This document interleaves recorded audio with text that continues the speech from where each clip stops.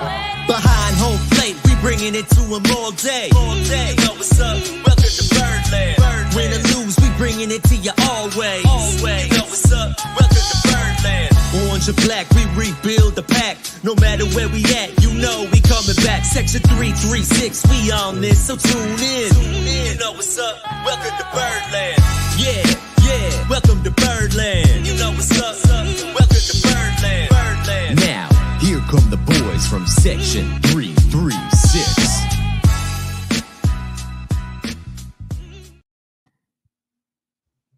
Ladies and gentlemen, boys and girls, Baltimore sports fans of all ages, welcome to Section 336, Next Generation of Baltimore Sports Talk. I am your endearing string host. As always, I'm joined by the button lover, Josh Soroka. Hey, Matt. Back from Florida. Well, wait, back from Sarasota. Right, never left. Just drove across the country. But I got to see baseball, and it's so nice to have baseball back. I mean, I've seen, if you count the Bananas as baseball, I've seen 3 games in the past week. How long is that drive for you? 4 hours. Man, Florida's too big of a state. With I know, when I think about that in Baltimore, it's like driving to New York City. It's about the same distance. Yeah, it's crazy. Yeah. But you know what? To be able to go to Sarasota and see games, it's well worth the 4 hours. Yeah. I feel like we're both on this baseball high. Josh, you got back from Sarasota, seeing Jackson Holiday and Kobe Mayo in action. I just got back from giant Little League practice, my first practice of the year. It went great. We even made a couple outs in our simulation game. I've never seen a little kid catch a ball and throw a ball before, so this is all new to me. So I'm loving it. All right. So today was your first practice. Yeah, yeah. And my first time working with, new coaches. Right? Do you have assistant coaches? No, well, so today was the first time meeting people. I don't have an assistant coach, but there were 2 parents who were very helpful that I think could turn into assistant coaches. Okay, that's good. The best thing I've got going for me is that this is my 3rd season with the same coach, with the same assistant coach. Well, we have a problem in our league of not enough coaches or assistant coaches, and I was talking to the commissioner about him. He said, this is a new problem. He said, one of the big things that happened is, he said, there was 5 coaches who were coaching, who kids are all in Little League, 5 coaches who all left. And Josh, do you know where they all went? Travel ball. All of them, the same travel ball team. That travel ball team has 6 coaches now. Well, because their kids went there. Yeah. Right. Yeah. Yeah. Yeah. Because I'm at that age coaching 10U where they're starting to transition that travel ball as well. So yeah, I can see that. Yeah, but I mean, we're talking about even 8U. No, true.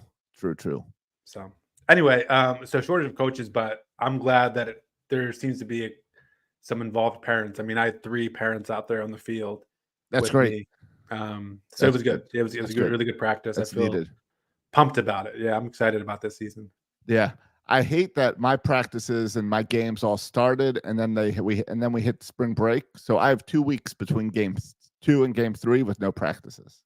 Oh yeah, that's wild. And I messaged all the parents today and said, so if I have a unofficial practice, because we're not allowed to have real practices during spring break, what kids can make it? And I had 1 parent respond to me. Oh, really? So I think people are traveling for spring break. Yeah, we're only supposed to do 1 practice a week, but I already told parents, like, me and Sas are going to the batting cages on Friday. Anyone's welcome to come. So we'll exactly. So it's awesome. No, it's the great thing. I was talking, we'll get to Sarasota, but out there, I met up with the Zany one. Yeah, the Zany one. And his family. Travel ball. He's got Albie and travel ball. Yep. So met up with Bert there, and their season hasn't started yet, baseball season, because they're still up north. Because it's still freaking cold. Yeah. Right. So they start in a couple of weeks. So it's his travel team has been having practices, but indoors. Yeah. Which you know how it goes. You can't really, without a great facility, it's hard to have practices indoors. I remember playing high school ball with indoor practice. It was a total nightmare. Yeah. Right. You can't do it. So it's nice to be down here in the South where not only do the Orioles get to start early, but we get to start a little earlier than everyone with Little League as well. All right. That's enough chit chat. Josh, did you see the Jackson Holiday Grand Slam in person? Were you at that game? I wish I could say I was. But you weren't at that game? No, I was not. Because the first I heard about it was a text message from you. Yeah, because I was watching a different Oriole game at the time because you're jumping to Sunday, but the Orioles did a split squad. And you chose the wrong one. And I chose to be at the home game because it's a Sunday afternoon. Why would you make Jackson Holliday and Gunnar Henderson and I don't remember who else was on that split squad, but why would you make those guys go to Dundon instead of stay in Sarasota? Maybe because they had their best players staying and you wanted them to go up against the opponent's best players. No, I know that's why you did it, is you wanted to see Jackson Holliday against a better pitcher. I get it. It's just disappointing because I said I wanted to see Jackson Holliday and I went to the Braves facility on Saturday night and I went to Saturday afternoon and I went to the Orioles facility Ed Smith Stadium on Sunday afternoon. And at no point did I get to see Jackson Holliday. Oh, you didn't see him at all? No, he didn't play in either game. Oh, what a waste of a trip. I don't even know why I've even talking to you. I was so excited to talk to you to get your impressions of seeing Jackson Holliday in person, and you didn't even see him. So I don't even know why we're even talking. No, I got to see. There was two people I wanted to see: Jackson Holliday and Enrique Bradfield. You never get his name right. You met the first name and the last name, and there's a junior at the end too. Yeah, whatever. I did get to see Junior pinch run. And did he steal any bases? Of course he did. Yes. Isn't he so fast? Yes. Everyone knows he's going to steal too, and he just steals every time. Josh, he's going to steal 100 bases this year. I mean, I hope it's for the Orioles eventually. Yeah. But I did get to see in Sarasota. I did get to see Corbin Burns pitch. He had a rough outing.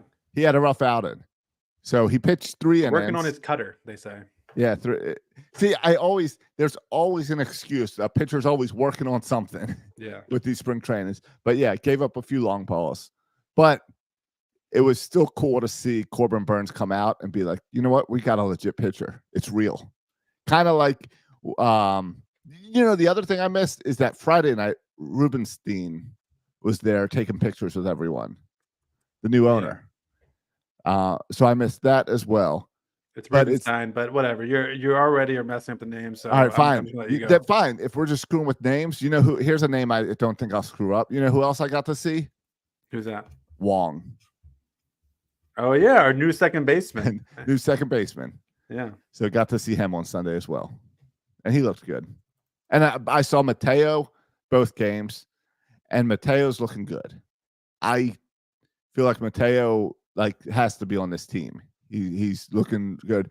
And I saw Kobe Mayo, and if you watch the replay of the Kobe Mayo home run in the Braves facility, ball flies right over my head. Oh, really? You can see me sitting there looking up at the ball. That was the one that was almost foul? Yes. Yeah. Yeah. Now, I'll tell you, McKenna hit a ball before that one, maybe an inning before. That went down the exact same path right over my head, and they called it foul. Yeah. Where I think they were both fair. They were both fair from my viewpoint. Okay. Yeah, it's turning out to be. You mentioned Jorge Mateo. I forgot he was an Oriole because if your name's not Jackson Holliday or Kobe Mayo or Colton Cowser or Kirby Burns, I forget Kyle that you Stowers exist. Or Kyle Stowers. Yeah, throw him in the list. Kyle Stowers as well. Yeah. No, it's been the spring training of the kiddos.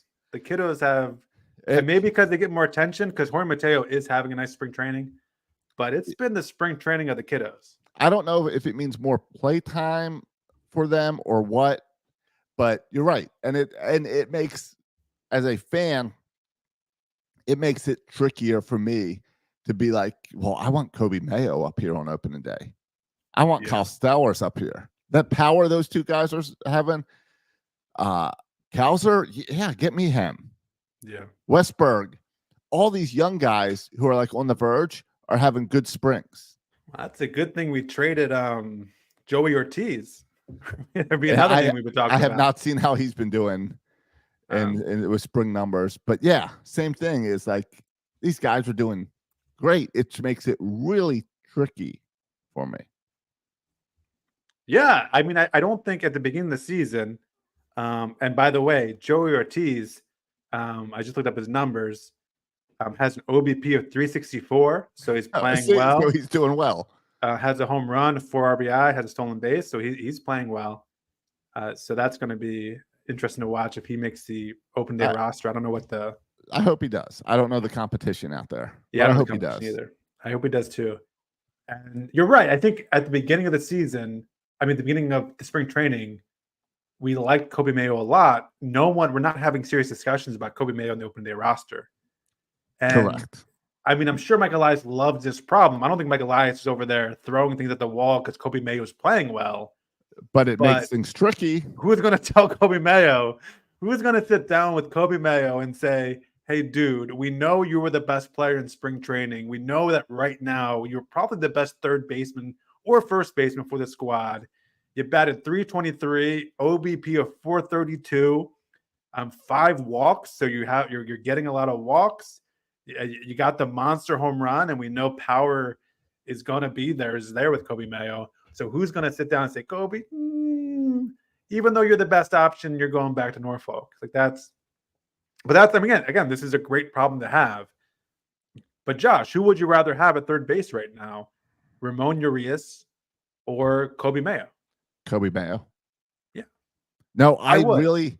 And we should also throw Jordan Westberg in there too, because this gets tricky because Wong. Well, if Wong, I don't know. Wong has already been, his name is mentioned 3 too many times on this podcast. Wong is going to be on this stupid roster. Josh, there is zero chance Wong. He's a veteran. I don't care. He's not making the roster. Wong is making this roster. I'm telling you. I'll bet money. I don't bet anymore. Oh, thank goodness I don't bet anymore. All right, fine. Maybe I'll be Wong. Yeah, you're going to be very Wong about this one. Because Jackson Holliday, I like, by the way, the moment Jackson Holliday hit the grand slam, everyone agrees he's on the open day roster. And then Corbin Burns gives up 5 runs. Right. Everyone agrees. Like, he's working on stuff. Spring training stats don't mean anything. What are we talking about? Your spring training stats. It only matters. Spring training stats only matter when they're good. Like, it's good stuff. Yeah. Well, if it's bad, they're working on stuff. If it's good. I feel like it's only the pitchers though that get that leeway for if it's bad. Because hitters don't. Because I'll tell you what I learned. I made a couple of decisions on the Orioles watching them this week. Okay, I love Josh. Been there for one weekend. Yeah, he's making roster decisions. Well, okay, go ahead, Mike Elias. It's watching the team, and then also just being there in person gets me more excited for opening day and thinking through more of opening day. I got a 4.5-hour drive. I got to think through this stuff, and I do not see how Ramon Urias and Ryan McKenna can be on this team this season. I don't see it. I don't see. Well, they're both out of options. So exactly, they're both out of options. Barring a spring injury, I don't see how these guys are Orioles this year. And because we don't play the game anymore of, they're out of options, so we're not going to bring up the young kids. We don't do that game anymore. No. So these guys don't go on this team, don't fit. Do you agree with me that Jackson Holliday is making this open day roster? Yeah. Yes. And unless something happens between now and opening day, Jackson Holliday is going to make the roster, and he's going to start at second base. Do we agree with that? I don't know. Is that set? Yeah. Yes. I think Jackson Holliday, opening day, second baseman. Okay. Which tells me if Jackson Holliday can make this team on opening day, why can't Kobe Mayo? Why? Explain to me why Jackson Holliday is ahead of Kobe Mayo. I think people think that his batting eye and stuff is more advanced than Kobe Mayo's. You could make the argument. I'm thinking he was called up to Norfolk he was called up to Norfolk in July last year. So he only played half a year at Norfolk. Before that, he was at Bowie. And how much time did Holliday play at Norfolk? A week? Yeah, probably about the same time. And then Jackson Holliday, let's be honest, like Jackson Holliday, the reality of it is Jackson Holliday is younger than Kobe Mayo. Correct. September 5th. Oh, so Kobe Mayo was in July, and for Holiday was September. So he was called up September to Norfolk. That's the very end of the season. Okay.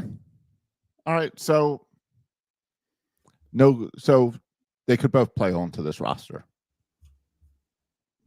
Yeah, but I guess the difference is either one of these guys, you are not bringing them up unless he is your everyday starter in that position. Neither of these guys are coming up to be a bench guy, play on Sundays. Right. I mean, if you want to nitpick, I mean, they said Jackson Holiday has the more advanced eye. If you want to nitpick with his spring training, he only has 1 walk and 12 strikeouts. If you're Jackson Holiday, you can nitpick at that. Now he also has the 2 triples, the 2 doubles, the home run, the OPS of over 1,000, or of 957 right now. So if you want to nitpick, you can look at the strikeouts and walk numbers, but I don't think that's typical Jackson Holiday. So, yeah, I mean, it goes back to this discussion of both like the veterans on the team. I think there's like an argument that you want veterans on the team, you want depth, and the thing that if you let McKenna, and I think McKenna's gone, I mean, you just have too many options there. Kerstedt, Kauser, Stowers. There's just too many options in that outfield. And now if Mateo is going to be playing center field too, just too many options. Yes. So yeah, McKenna, there's not room for him. No, there isn't. Urias, though, like you want depth. And if you DFA Urias, he's gone. Yes. And you can send Mayo to Norfolk and still have that depth if there's an injury to your infield. Right. But even now, Urias has turned into a bench or a platoon player, yes. Right? Yes. Because, and I don't know how the platoon will work for him because he's a right-handed hitter. Are you really going to let Jackson Holiday not play against lefties? I don't think you're going to do that. I think Jackson Holiday will play every day against every pitcher, right? And so will Gunnar Henderson. Right. And so you platoon him with Westberg, but Westberg and Urias are both righties, so the platoon split doesn't really make sense there. I mean, you have the flexibility, but all of a sudden Urias becomes a bench player along with Mateo. And if Kobe Mayo is up here, where does he fit in if Jordan Westberg, right, is your starting third baseman? I don't know. One of those guys aren't playing every day. Maybe Jordan Westberg. Kobe Mayo. Westberg might be the depth there. No, you want Westberg playing every day, don't you, though? No, I mean, he might be the depth at Norfolk. Oh, yeah. Kobe Mayo might be outplaying him because Westberg's got options, too. It's true. Like, you could do that. It would be a little bit weird just because Westberg played, I guess only, I'm looking at it now, played 22 games. Yeah, he was only up in like July. I think he came He was caught up at the end of June. Okay. Didn't play every day. But he played well when he played. So it'd be a little bit weird to me if they don't call him up. Yeah, I don't know. Like we don't know because there's too many good players and not enough spots. And now it becomes a question of, do you take the hot player from spring training? Does that matter? Do you take the consistent veteran? Do you trust Kobe Mayo to put up numbers like this in the majors? Do you want him to have more seasoning? There's all these other like coaching questions that we don't see. Is Kobe Mayo's defense good enough to play at third base every day in the majors? Or is Ramon Urias such a better third baseman than Kobe Mayo that it'd be smart to wait till Kobe Mayo's defense gets a little bit better so you start him at Norfolk? These are also these questions that you kind of have to be there watching every day to see. But certainly starting the season, I think Ramon Urias was a favorite, Jordan Westberg was a favorite, and Kobe Mayo, I think, was looked at kind of as a distant long shot. Maybe injuries happen. But now all of a sudden he emerges as making a good case for making this roster. Yeah, I'll see. There's a comment over on Instagram saying it's a great problem to have, obviously, but also saying a hot take, Jackson is a September call-up. That's no way. Like, unless he gets September call-up? Yeah, there's zero chance. Like, he'd have to get hurt and not be able to play until September. Yeah. There's no way he doesn't get called up beginning of the season. If he doesn't make opening day, he's up by June. Yeah, I agree. If he doesn't make opening day, they clearly have something that they want to work on him with, whether it's walk numbers or defense at a new position. They clearly have a reason if they don't call him up. I don't think it's roster manipulation. I mean, I don't think it's what do they keep on saying, the starting the arbitration clock or whatever. No, it's not that. It's not that. And it wouldn't have been that with Adley if he didn't get hurt, and it wouldn't have been that with Grayson if he didn't get hurt. But then that always scares me because it happened with Adley and that happened with Grayson, where like they should have been caught up and they were about to get caught up, and then they got hurt. And so you always worry if Jackson gets sent down to Norfolk, don't get hurt. Right. You think Michael Elias just has someone around with like a lead pipe right before you're forcing your way onto the roster. Let me knock you down. Yeah. But I mean, to their credit, like if you didn't want Mayo to make this roster, like stop playing him. Correct. Or Cowser, like stop playing them. But they're playing every day and they just keep on putting up numbers.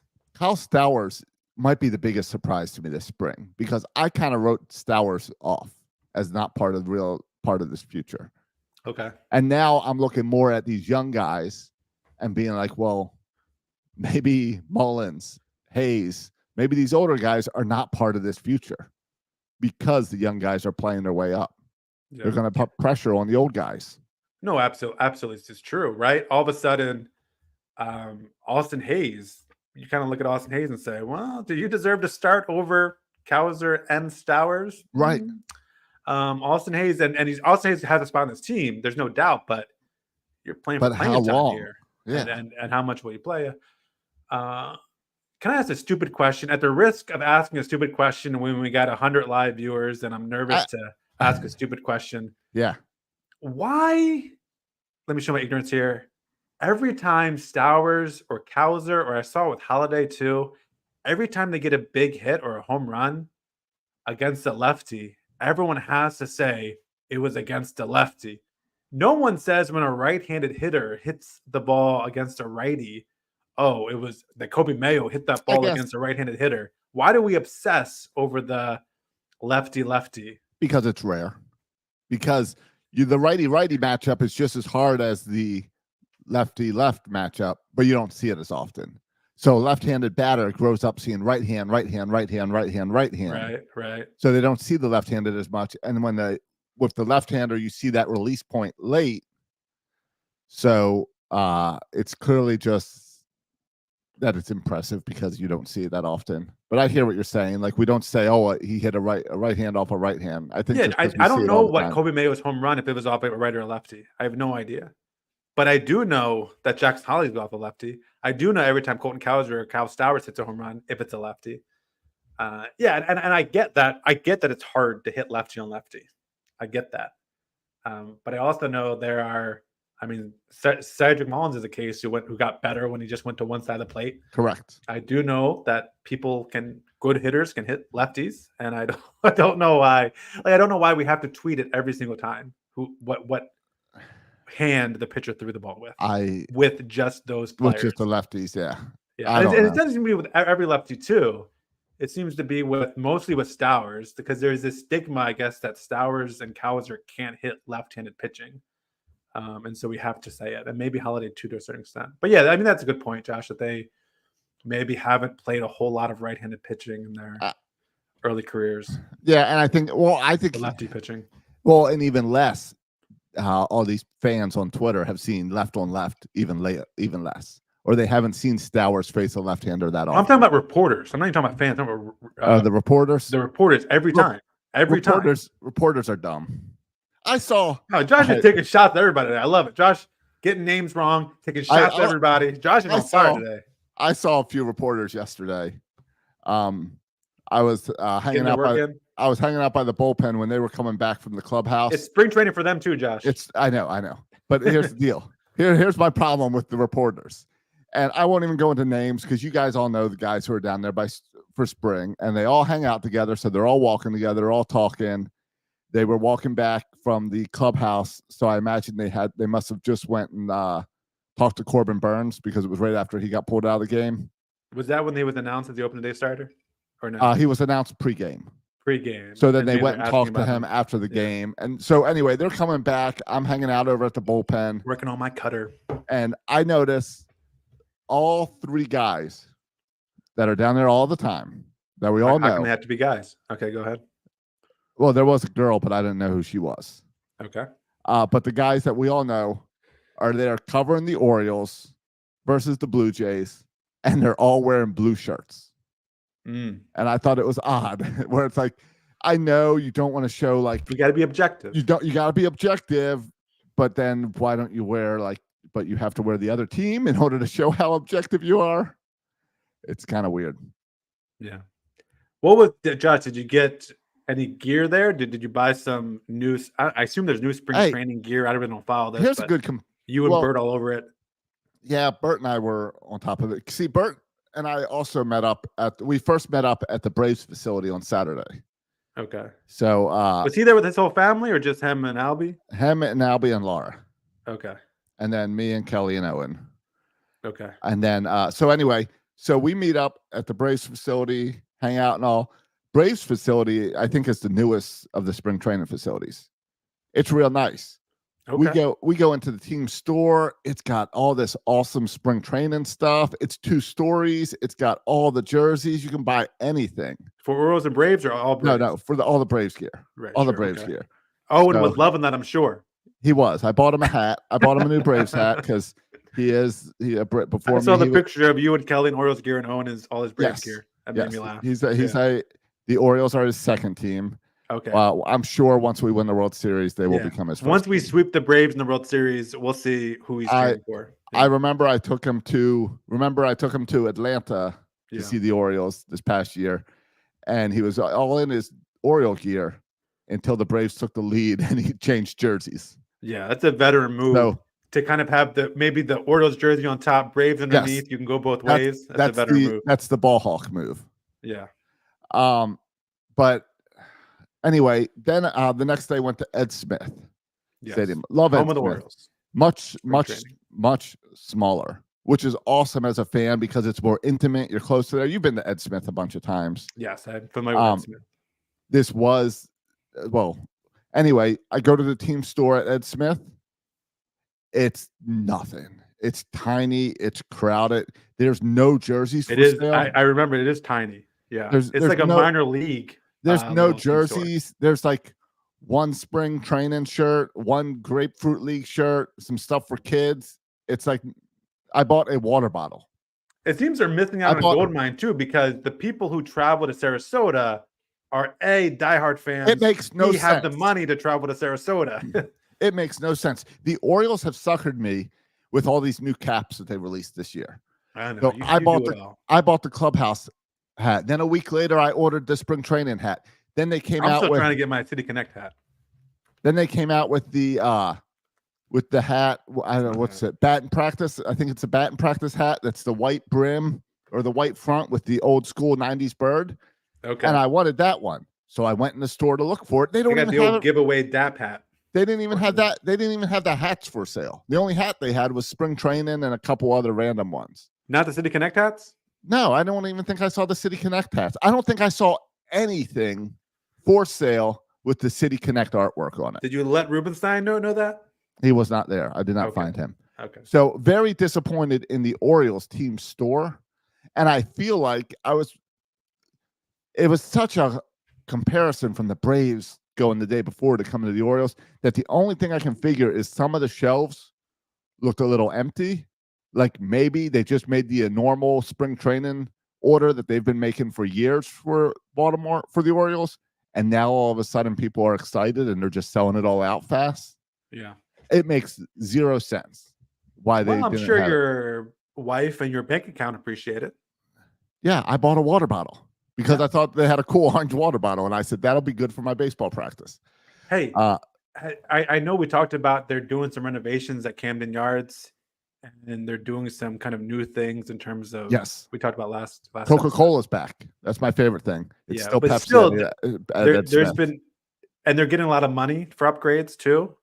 Yeah, from the state. But we haven't heard a whole lot on what that money's being used to. Like I still think it's a travesty. Our team store at Camden Yards, you got to wait 20 minutes just to get in the store. It's way and then too when big. You're in the store, you just hyperventilate because you literally can't move.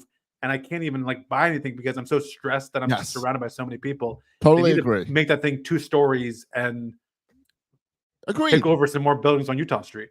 Agreed. Or what I didn't understand about Ed Smith is why they don't just have a booth out somewhere selling stuff.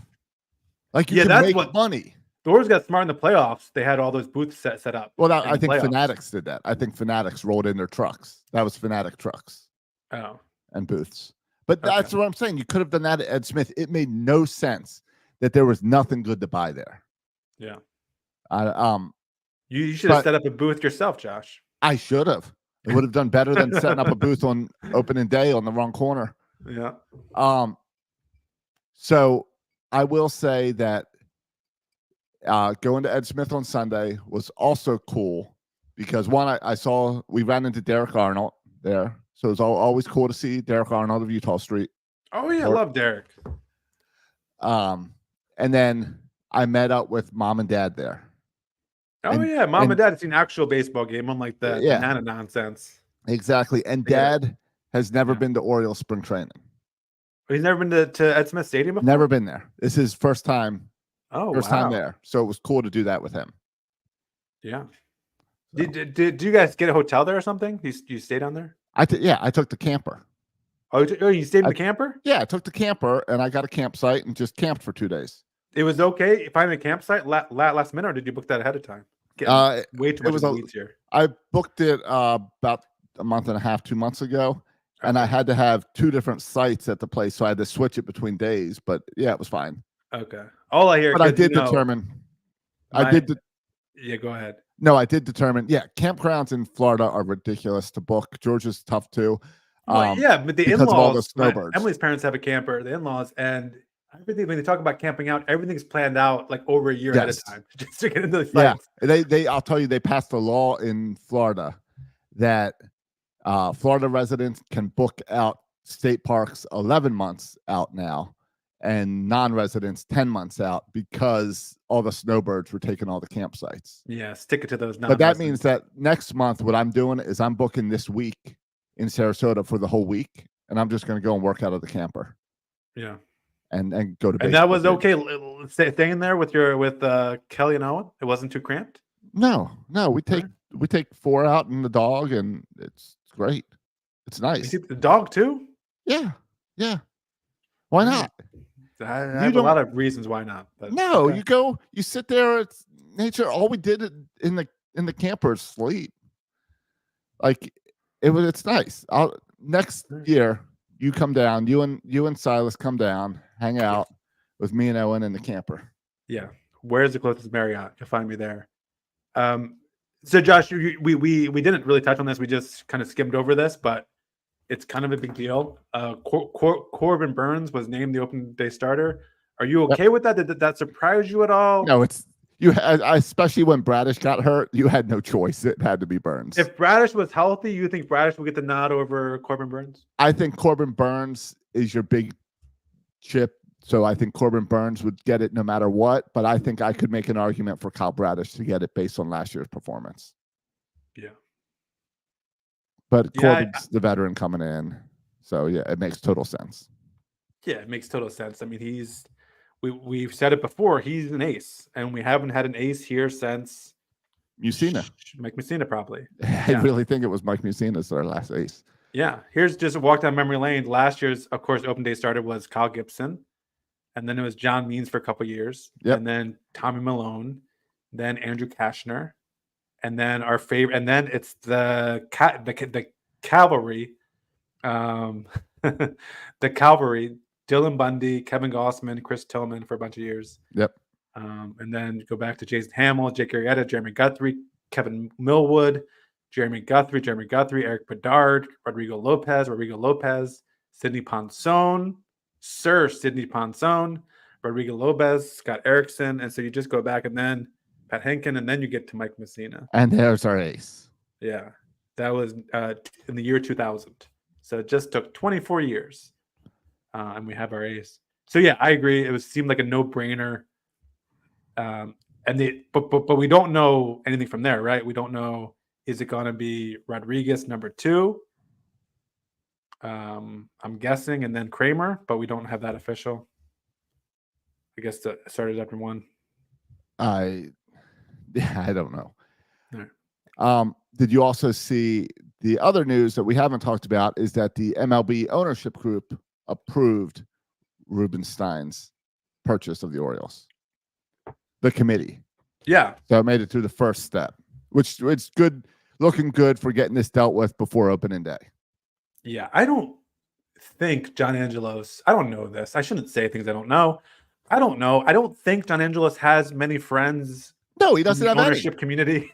No, don't you remember? I don't think so. Don't you remember the commissioner coming out a few years ago and being like, Peter Angelos and the Orioles need to tell us who's running this thing? Yeah. Like, yeah, all those fights between John and Lou. Right. It'll be fun if Major League Baseball announces Rubenstein is officially the owner, and the All-Star game will be back in 2 years. Yeah. The show, yes, we're gonna have a big party to celebrate Angelos not being here. Yeah, certainly the commissioner's happy about it. The other owners also like this idea of like players. I mean, players union. I mean, we're taking away one of the cheapest owners in sports. So yeah, almost everyone's going to be happy. The only guy that would be upset is if I was the owner of the Yankees or the Red Sox or the Blue Jays. Well, I might voice my opposition to this. Right. Well, Tampa Bay, any other team, I'm all for it. If I was any owner, I got to look at myself and be like, all right, Snyder's out, Angelos is out. All right, who's the next bad owner? I don't want it to be me. Because for years and years and years, there's been no question in all of sports that those are the worst two owners, and they're both leaving. They're both out. Yeah. Did you see the Masson stuff with Comcast this week as well? That has zero impact on me, but I kind of saw it tangentially. But they reached a deal, right? They reached a deal, but then they moved. In order to make the deal happen, you have to now have the higher level of Comcast. So you got to pay like an extra $20 a month or something. These people who run these companies are such idiots. It's going to be more cord cutting. That's all it's going to lead to, right? There's more cord cutting. It leads to more cord cutting. For the Orioles, it leads to more people complaining about the blackouts, where the Orioles should have just seen that as an opportunity to say, we're offering it ourselves. We live in a world where the best situation to watch the Orioles on TV every day is to move to a different state. That's the problem. Yes. Yeah. Or to do it illegally. Yeah. Because what Xfinity and all these guys have to realize is that it's not that hard to do this illegal. Yeah. If you want to know how, private message Josh, he'll hook you up. No, I pay for YouTube TV and I pay for MLB.TV, but there's a couple games a year when the Orioles play Tampa and when they play the Braves or they play Miami that I have to pull up a different app. Yeah. Well, and they force me to. Yeah. And same with me. Like I don't pay, but I use Josh's MLB TV and I use Josh's YouTube TV. So I'm limited by the same restrictions Josh is. Yes. Thank you. Thankfully we get it with T-Mobile. Yeah. So. Hey, I don't know if you saw this. ESPN came out, I don't know if you care about this, with the top 100 ranked players for 2024, just for 2024. Okay. All right. I did not see this. All right. Who do you think the Orioles' top ranked player is? And what number do you think he is? Gunnar Henderson, number 4. Oh my! Gunnar Henderson was the Orioles' third ranked player, so he was number 3 in the Orioles. So our rookie of the year is number 3. No, then Holiday isn't on the list. No. Last year's rookie of the year. Oh yeah, last year's rookie of the year is number 37 overall. All right, but there's 2 guys higher than him. Adley will be higher then. Yeah, Adley, because Adley is a player's player. Like players and reporters love Adley Rutschman and his style. The fact that he's a catcher gives him like 20 spots just being a catcher. Correct. So even though no one's seen him throw to second base 10 feet over second baseman, we won't talk about that. But he's number 11. That to me is pretty high. Yeah, like only people above him are, here's the top 10: Acuna, Aaron Judge, Juan Soto, Mookie Betts, Freddie Freeman, Corey Seager, Garrett Cole, Yordan Alvarez. Garrett Cole, who has some MRI tests, which watch out, Yankees. Shohei Ohtani is number 9, and Corbin Carroll is number 10, and then number 11, Adley Rutschman. All right, that makes sense because all those guys above him are proven commodities. Yes, been doing it for a while, right? Except for Corbin Carroll, but maybe give him the World Series props to get into the World Series, but and then we have 3 guys in the top 100. Yeah, we have another guy who's 21, who I was a little surprised he wasn't higher than 21. Is it Grayson Rodriguez or Kyle Bradish? Josh, how about our opening day starter, fool? Oh, Corbin Burns. Yeah. Oh, yeah. Because you're doing. I see. It's guys, they're the top players in the game right now, not necessarily guys to be excited about. Right. It's 2024. The top players. Yeah, top. I mean, this is why a lot of people were mad that Shohei Ohtani, who is the best player in baseball, was number 9. But since he's not pitching this year, it's just DH. His value goes down a little bit. Yeah, I gotcha. I that makes sense to me. So what number did you say? 21. Okay. I mean, there's very few aces in the game. And we've got one, and he's arguably top 3 American League pitcher. Yeah. Right? Oh, yeah. I don't know how he ranks compared to other pitchers. Well, I'll tell you right now. I'll just look at it. I'll just scroll through real quick. In terms of pitchers, the top pitcher ranked here is Garrett Cole. All right. Who, by the way, hope he's not hurt, but he's getting right. And then after that, the next pitcher is Spencer Strider. Right, for the Braves. And Zach Wheeler is probably somewhere around there too. Yeah, and Zach Wheeler is 22. So he's one after. So Corbin Burns, they have ranked as the top pitcher in the American League. Well, second after Garrett Cole. Oh, yeah, but Garrett Cole's hurt. Well, yeah, but they're still waiting to see how bad it is. All right. But yeah, outside of Garrett Cole, he's the next. So if Garrett Cole is injured and out for a while, then Corbin Burns, according to this list, is the best pitcher in the American League. And it's kind of not close because you have to scroll down a ways to find the next pitcher in the American League, Luis Castillo for the Mariners at 39. Okay. And are you a little surprised? So I was surprised that Adley was so high. Right. Corbin sounds right. Gunnar sounds right just because he's in his second year. Yeah, Gunnar sounds right. But I was a little surprised there was no one else in that list for top. That's it. Yeah, who else would be on that list? I guess Kyle Bradish would be my argument. Yeah, I think you can make Kyle Bradish on that list based on last season. Yeah, but a lot of people think last season was a little bit flukish, and he's going to regress this year. Other than that, maybe Anthony Santander.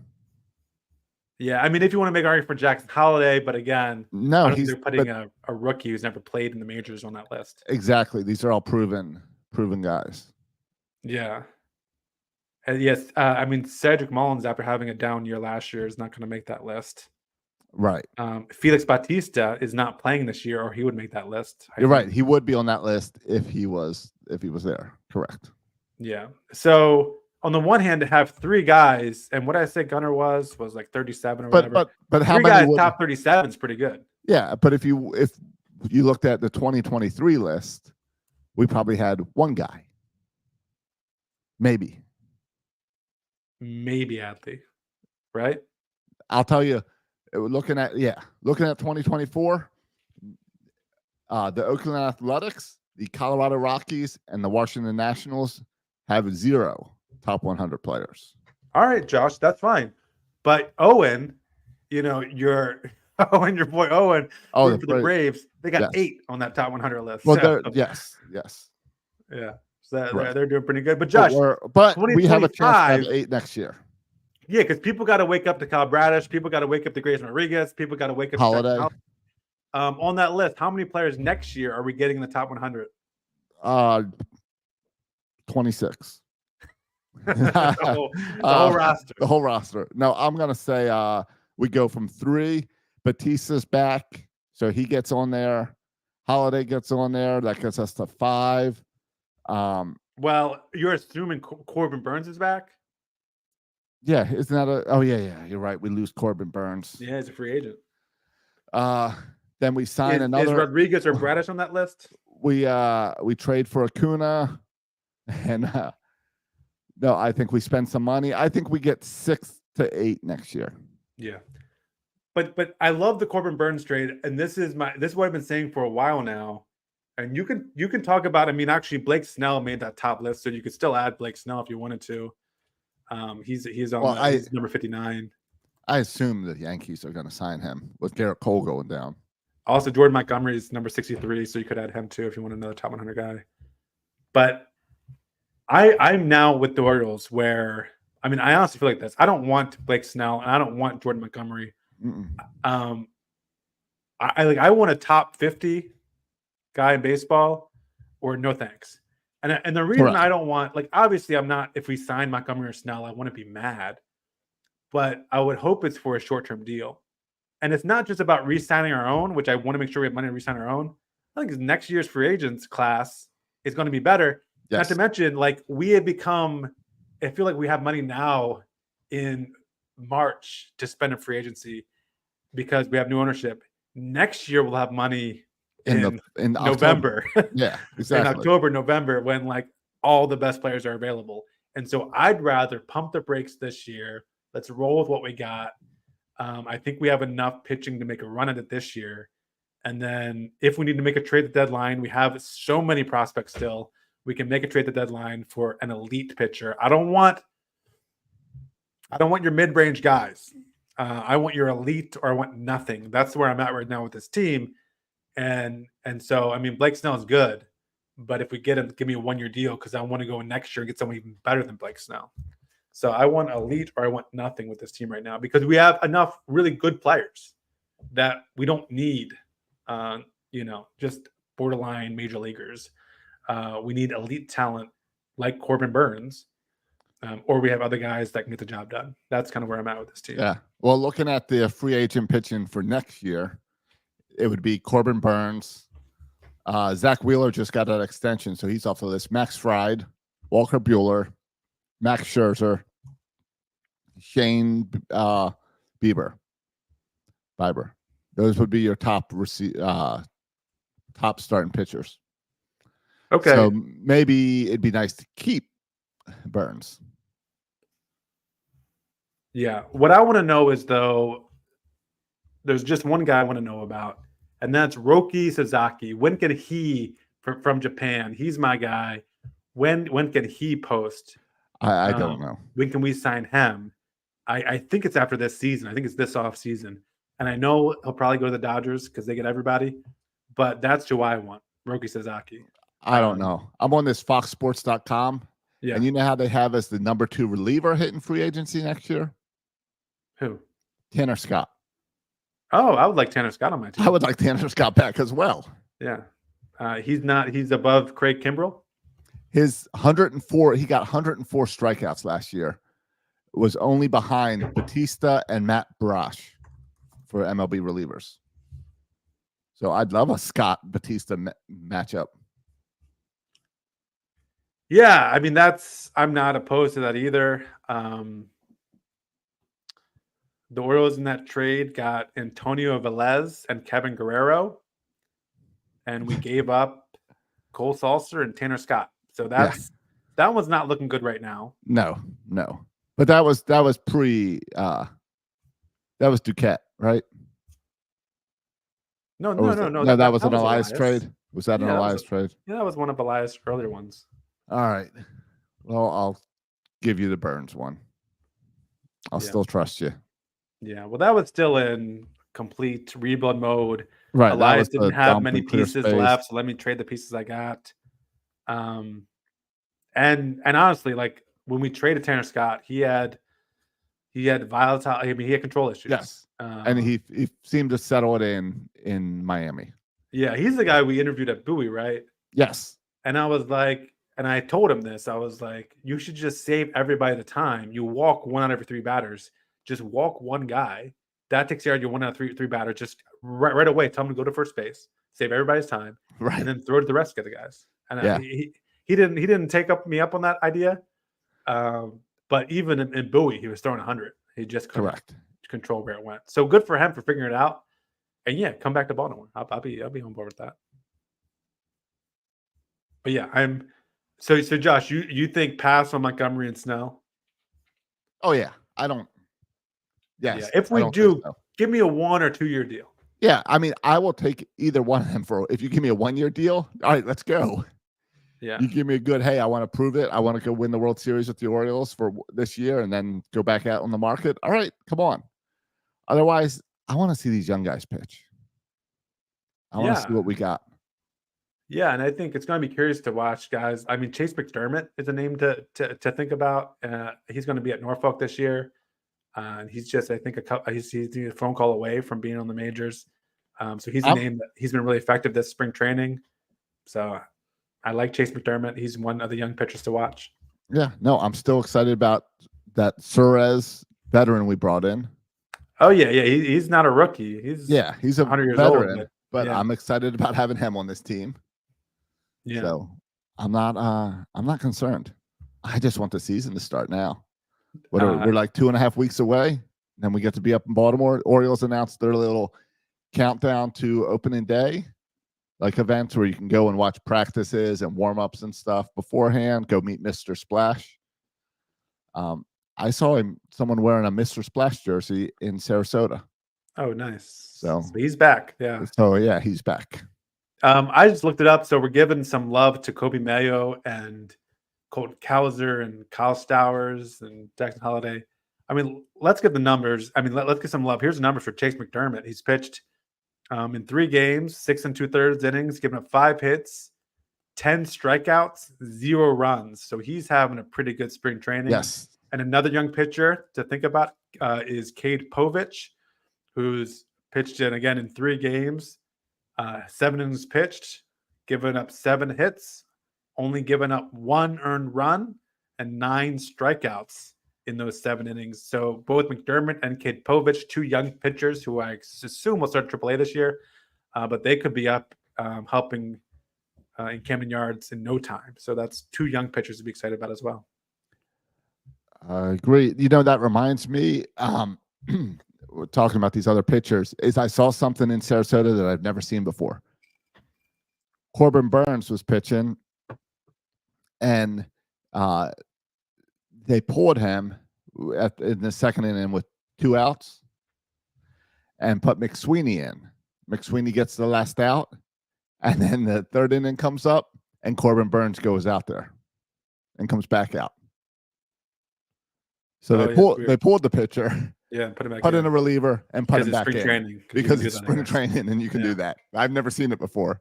Yeah, but and when you mentioned McSweeney, I don't know why I thought of him, but we had this whole conversation with Urias at his spot. Another interesting guy to talk about is a lefty, and Cowser's a lefty, Stowers is a lefty, Holiday's a lefty. We have a lot of lefties. Kerstedt's a lefty. Ryan O'Hearn. Josh, do you think Ryan O'Hearn's job is at all in the bubble, even after having a great year last year? I think, yeah. Really? I think Elias is working the phones and looking at O'Hearn, looking at Urias, looking at even Mateo, waiting, hoping that someone else has an injury that he can then trade these guys with. Because, I think O'Hearn has a spot on this team, but I think they would not mind trading him to free up some space. Yeah. We're crowded. That infield's crowded. Yeah. Ryan O'Hearn has had a great year last year. Take nothing away from him. He doesn't have the upside of a Kobe Mayo or a Kerstedt. I mean, he hit 14 home runs last year? Right. And I know he didn't play every day, but even if he plays every day, he might hit 20 on a great year. He's never had a season where he's had more than 14 home runs. So he just doesn't have the power and the pop like some of these other guys does. Now, he hit 289. He was clutch. He even bunted. Got a nice bunt when we needed him to. And he but he got most of his playing time when Mountcastle was down with vertigo. Right. So, all right, but now we're looking at you got Adley that you want at first base just to shift him and McCann. You're already pushing Mateo out to play some center field because you're worried about your crowded infield. So first base is not really I don't know if O'Hearn is as flexible as a utility guy as some of these other guys. Yeah, I mean, I think they want Ryan Mackhouse to play every day, right? Like, I think they want Ryan Mackhouse to play most days. Correct. And so that puts Ryan O'Hearn in this backup role / DH. And I think he's even been practicing some in the corner outfield position. He has. Just for this very reason. And I think we saw him in right field once or twice last year. Yeah. But again, do you know who also plays corner outfield? Kerstead, Cowser, Stowers. Correct. It's crowded. Yeah. So I'm not sure what you do. It all comes back to that whole, the Orioles have some interesting decisions to make. It's going to be fascinating. There's too many players who deserve to be on this team and not in their spots. Correct. This has never happened before. This is bizarre. No, you're right. You're right. Usually players make that don't deserve to make it. Correct. Yeah, this is not Jameel Weeks we're talking about here. Yeah. Nope. And we're running out of time. 2 weeks, we got to make this decision. Yeah, and they're going to wait. They're going to wait.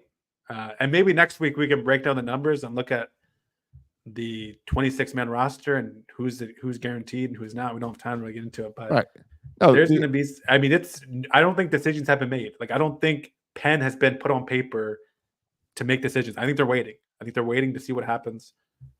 Certainly injuries, but also kind of play on the field. I think they're going to wait till the very last minute to make these roster decisions. Yeah. Or you're right. Maybe a trade happens. I don't know.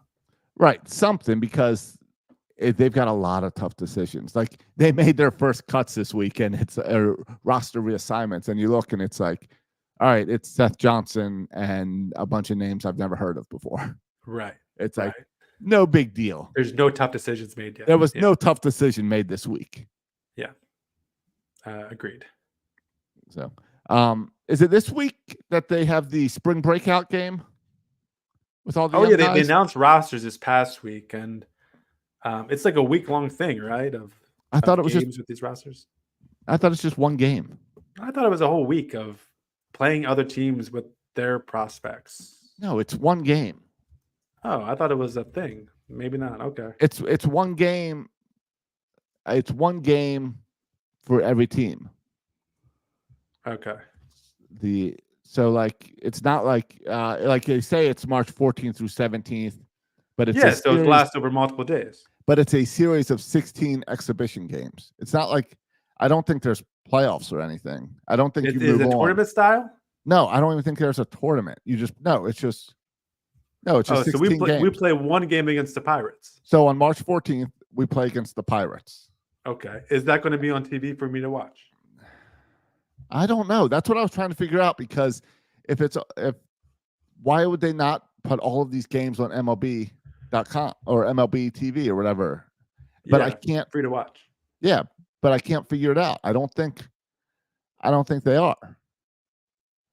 Which is silly, because it doesn't say anything I'm on MLB's website. It lists the 16 games, doesn't list anything about watching them on TV. I assume you should be able. I mean, even these seems like the kind of games that you could put on ESPN, right? Yeah. The Orioles. Here's the Orioles roster. Okay. Is Trace Bright, Keegan Gillies, Nolan Hoffman, Cade Povich, Yaki Rivera, Cade Stroud are our pitchers. There's no Trace McDermott on that list? No. All right. Fine. Silas Ardoni. My man Silas. Love that kid. Yeah. Samuel Basello, Connor Pavoloni, Creed Williams, 4 catchers. Willems. Yeah. Oh, yeah, Willems. Infielders.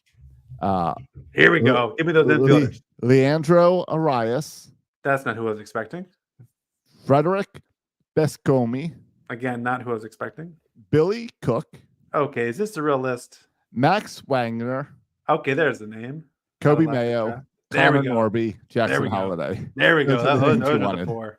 Outfielders. Dylan Beavers. Enrique Bradfield Jr. Yes. Matthew you said his name right. Nice. Yeah, because I'm reading it. Judd Fabian, John Rhodes, Thomas Sosa, and Braylon Tavera. Yeah.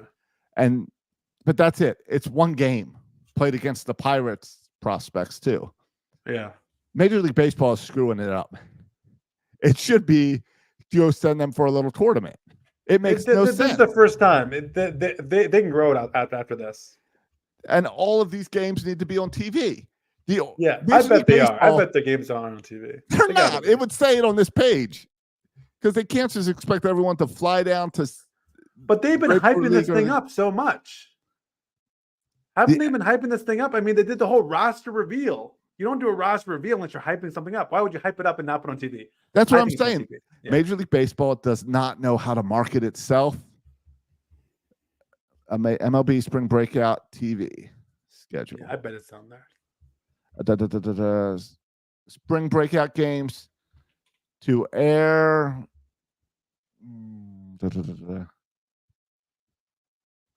Let's see. The Orioles and Pirates will be on MLB Network and ESPN Plus. All right, so it looks like they're all on MLB Network and MLBD, whatever digital platforms. Okay. So it looks like they are all at least in the MLB app. Yeah, and I'm looking it up too, and it's going to be game 2 of a doubleheader. It says game 1 is a standard spring training game, and then you again.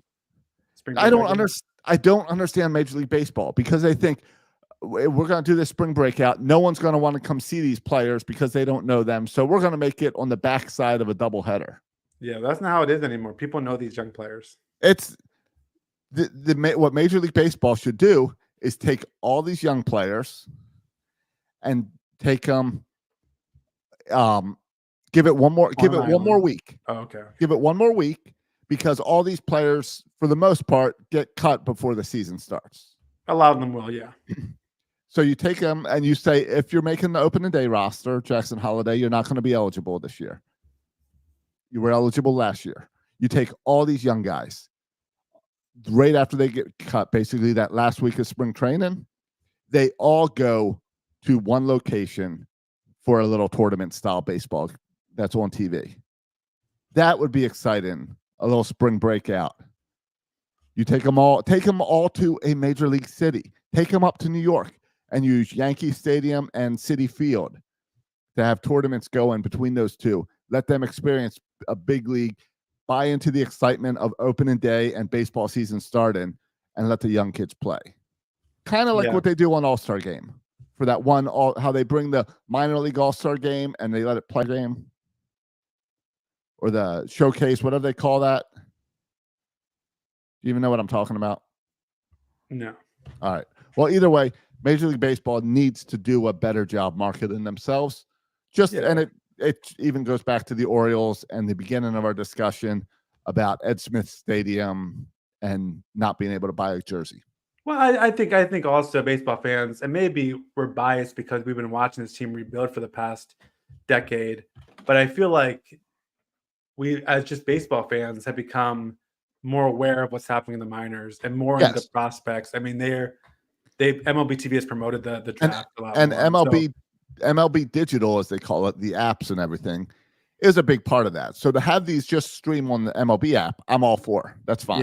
Yeah, and it makes sense to get fans to buy into players when they're in AA and AAA because they're going to be here in the next couple of years, and so now get them early. Yeah. Now I'll tell this, Orioles, I need you to not have shaky cam because these are young kids. I need clear pictures to be able to tell what's going on. Yeah, no, I agree. Don't have the shaky cam, but Matheson's not doing it, so I think we're okay. Are they not? Yeah, I saw Pittsburgh is doing it. Oh, okay, great. But Matheson isn't. So that checks out. That checks out. Sounds about right. All right, guys, let's get out of here because it's at their facility. You're right. Yeah. It's over now. Let's get out of here, Josh. All right, sounds good. All right, so you can check us out on X and Facebook and Instagram. You can also buy. Josh is wearing a cool shirt. You can buy more of Josh's cool shirts at birdlandsports.com. Please check it out. All shirts on sale for $19.99 this week. Nice. You can follow and get all my hot takes on X at hear all my free agents Ravens talk on X. I really haven't tweeted anything in a while, but I will one day at Section 336. And you can follow Josh on X at Josh Soroka. Also TikTok for us. I've been putting clips up. That's right. We're on TikTok now. Absolutely. All right, boys and girls, thanks for listening. And as always, go O's.